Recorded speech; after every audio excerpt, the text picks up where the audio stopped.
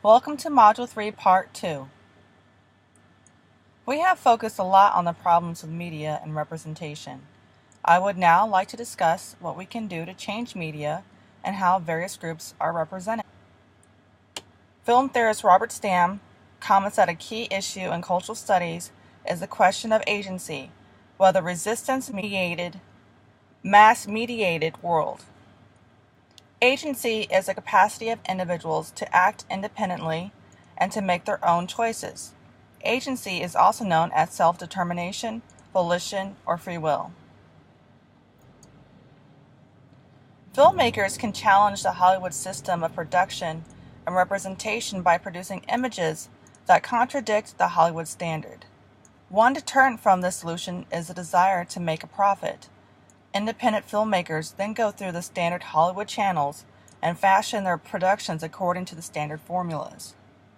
Another problem is that corporate interests that control media conglomerates dictate the kinds of stories that are told and the way they are told. One way to rid media of stereotypes is to show positive portrayals of marginalized groups. On face value, that can be part of the solution. Film scholar Robert Stam argues that creating a binary of good and bad leads to essentialism. Essentialism is a reduction of complex variety of portrayals into a limited and reified formula. He says, such reductionistic simplifications run the risk of reproducing the very racism, sexism, or classism that they were designed to combat.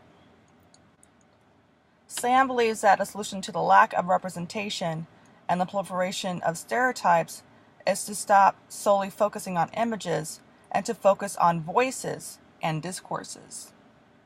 Pramagori and Wallace posit that groups being stereotyped generally have little influence over the ways various media represent them.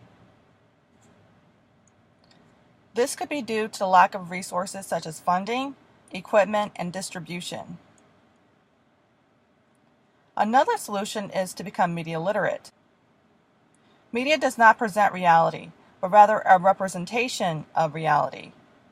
Researchers Hoshman and Points argue that we as citizens may not have the power to pressure media producers to make these representations more realistic. Instead, the authors propose that we use our agency to educate ourselves about media and discover what is real and what is fiction. Scholars Ashley, Linden, and Fassbinder argue that media literacy is needed because we are surrounded by media messages, but we may not understand their meanings or intent. Considine, Horton, and Moorman add that media literacy is essential because media messages may have social consequences or effects. The Center for Media Literacy contends that the core concepts of media literacy are: 1. All media messages are constructed. 2. Media are constructed using a unique creative language dictated by the media format. 3. Different people, differences by gender, race, and class, can experience the same media message differently. And 4. Media have embedded values and points of view reflected by those who create it. Robillard adds that media literacy should also address how profit and power are the ultimate motivations of the media. Bowman asserts that another aspect of media literacy is understanding the language of film and filmmakers in order to recognize when one is being persuaded. Considine, Horton, and Moorman posit that media literacy contains values and ideologies that audiences negotiate. When negotiating media messages, consumers are able to question dominant paradigms propagated by the media. Consumers can choose to accept the media message as is, oppose the message, or take pieces of the message and reject others. This is part of media consumer agency. The goals of media literacy are varied.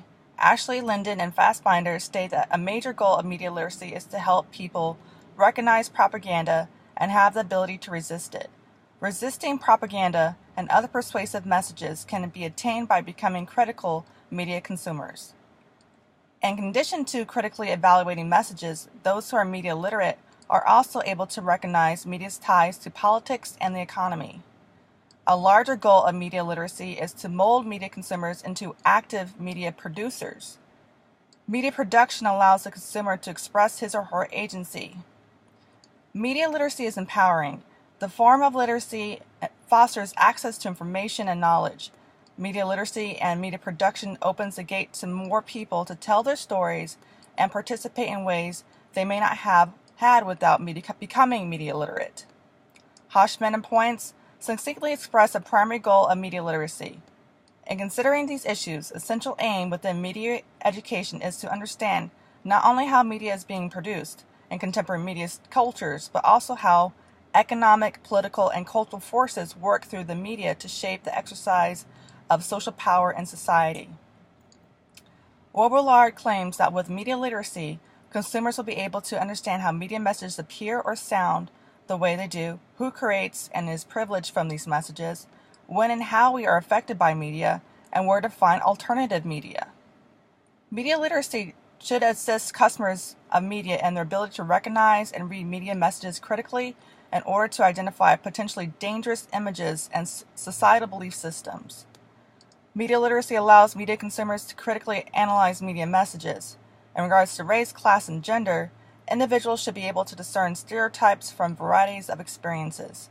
Instead of perceiving groups in monolithic ways, groups can be seen in a range of ways. With this ability and responsibility, marginalized and voiceless communities will be conscious of their power to direct cultural production and reproduction so that they can contest hegemonic messages.